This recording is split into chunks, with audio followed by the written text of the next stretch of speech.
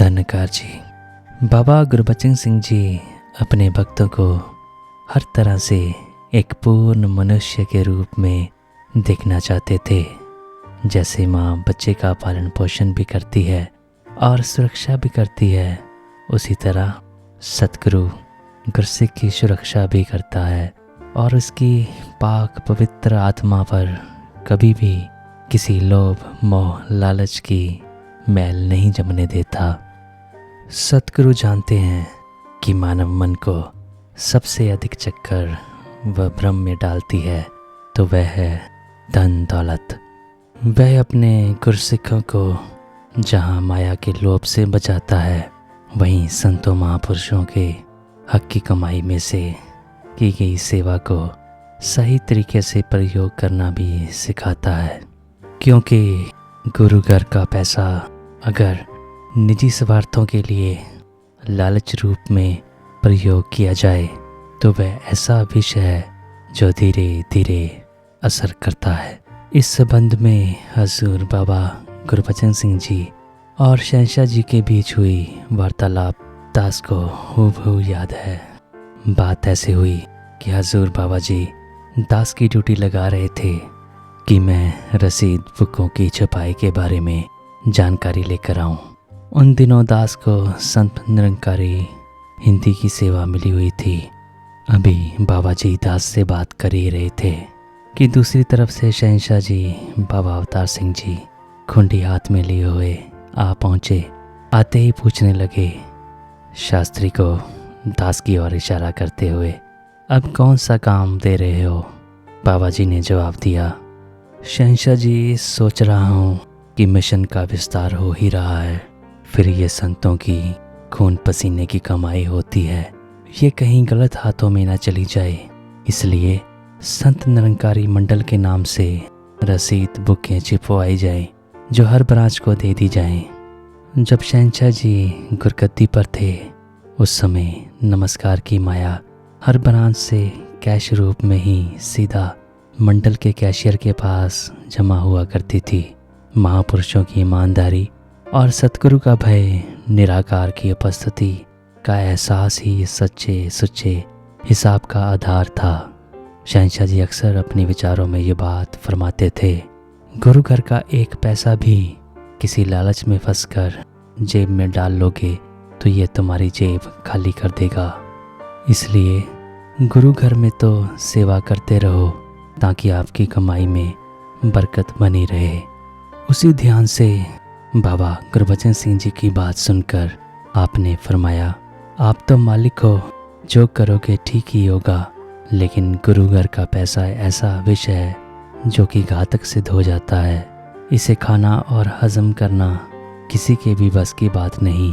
शहंशाह जी की बात सुनकर बाबा जी ने आशीर्वाद मांगा और अपना विचार प्रकट किया। शहंशाह जी, दास इसलिए रसीद बुकें छपवाकर हर ब्रांच में भेजना चाहता है ताकि ये माया भूल चूक से भी किसी गलत हाथ में ना पहुंच जाए, किसी को भी इस जहर की तकलीफ सहन ना करनी पड़े। कई बार गलत व्यक्तियों के हाथ में माया पहुंच जाती है क्योंकि भोले भाले महापुरुष उन्हें गुरु का रूप समझकर माया भेंट कर देते हैं, लेकिन वह किसी न किसी लालच में फंसकर उस माया को अपने निजी कामों में खर्च कर देते हैं। इससे महापुरुषों को, सेवा करने वालों को और लालचवश इस्तेमाल करने वालों को बचाने के लिए भी रसीद बुकें छपवानी आवश्यक है। इस विष से बचाने के लिए ही ये प्रयत्न किया जा रहा है। हजूर बाबा जी के विचार के साथ शहंशाह जी ने भी सहमति प्रकट की और फरमाया, ठीक है, आपने ही आने वाले समय में मिशन के फैलाव को तरतीब और अनुशासन देना है। आप जो भी करोगे बिल्कुल ठीक ही करोगे। ये कहते हुए शहंशाह जी चल पड़े और दास भी सिर झुकाकर नमस्कार करके अपने घर के लिए रवाना हो गया। दास को 1963-64 का वह दिन आज भी याद है जब दिल्ली के RK पुरम कॉलोनी में श्री आलूवालिया जी के घर संगत थी। संगत के बाद हजूर बाबा जी अंदर कमरे में और बाकी लोग बाहर वाले कमरे में चाय पी रहे थे। इतने में ही पूज्य निर्मल जोशी जी बाहर आए और दास को बोले, अंदर बाबा जी आपको याद कर रहे हैं। दास मन ही मन डरने लगा कि शायद सत्संग में मुझसे बोलते बोलते कोई गलत बात निकल गई है, तभी बाबा जी ने बुलाया होगा। दास को अपनी सारी विद्या, वाक, पटुता, भाव सब कुछ फीका लगने लगा। लेकिन ज्यों ही दास कमरे में पहुंचा तो बाबा जी ने मेरी प्रशंसा करते हुए मेरा उत्साह बढ़ाया और मुझे संत निरंकारी पत्रिका हिंदी छापने का आदेश दे दिया। दास ने इस क्षेत्र में अपनी अनभिज्ञता का जिक्र किया तो हजूर ने फरमाया, निर्मल जोशी जी से छपाई आदि के लिए सलाह ले लिया करना, क्योंकि जोशी जी इस काम के माहिर भी हैं और अनुभवी भी। दास ने सिर झुका दिया। मुझे आज भी याद है कि निर्मल जोशी जी ने मेरी वकालत करते हुए कहा था, बाबा जी ये साइकिल पर कालका जी से दफ्तर जाएगा, फिर शाम को 4-5 बजे छुट्टी करके गोल मार्केट, सदर बाज़ार और फिर मुझसे पत्रिका की सहायता लेने के लिए रेलवे के दफ्तर करजन रोड पहुंचेगा।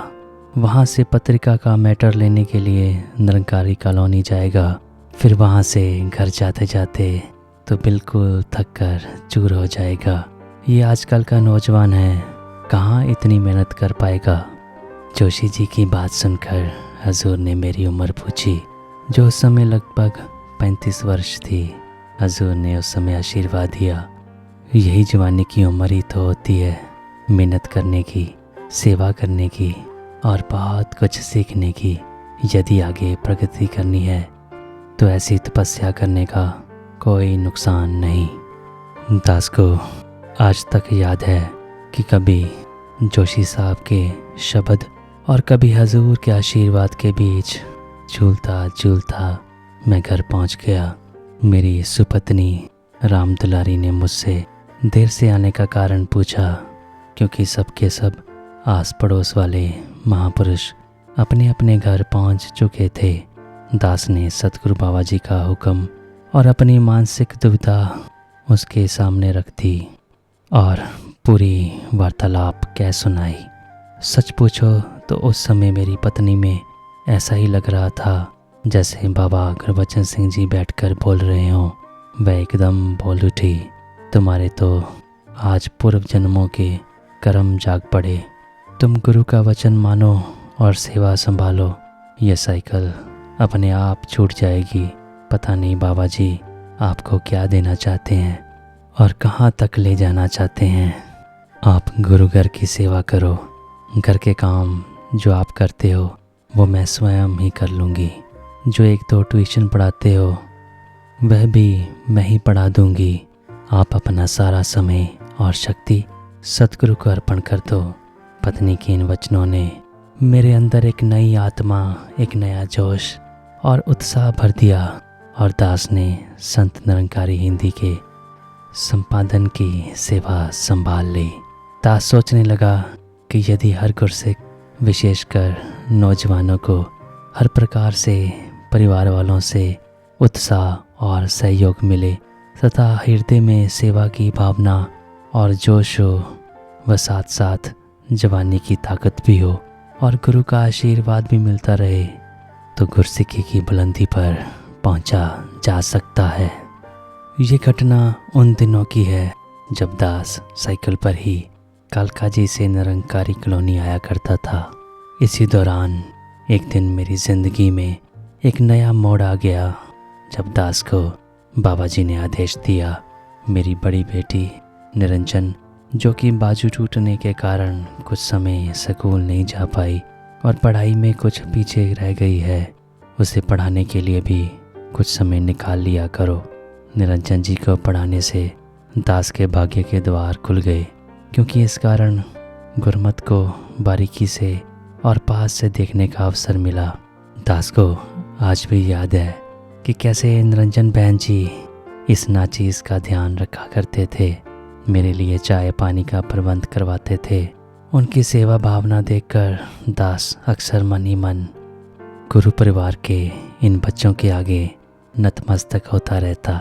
जिनके अंदर बचपन से ही गुरमत के गुण कूट कूट कर भरे हुए थे। चूँकि दास के मन में पूर्व जन्म के विचार और संस्कार प्रबल थे, इसलिए दास कभी चाय और भोजन ग्रहण नहीं करता था।